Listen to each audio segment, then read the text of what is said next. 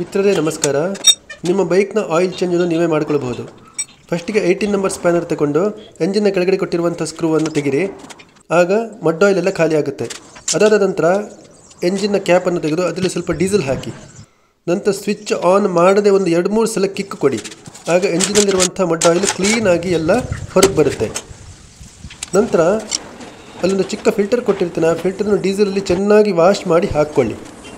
ಈಗ 8 number spanner ತಗೊಂಡು main ಫಿಲ್ಟರನ್ನು open ಮಾಡಿ. ಮೇನ್ ಫಿಲ್ಟರನ್ನು ಕೂಡ ಚೆನ್ನಾಗಿ ಡೀಸೆಲಲ್ಲಿ ವಾಶ್ ಮಾಡಿಕೊಂಡು ಹಾಕ್ಕೊಳ್ಬೇಕು. ಸ್ಕ್ರೂಗಳನ್ನೆಲ್ಲ ತುಂಬ ಟೈಟಾಗಿ ಹಾಕಬೇಕು.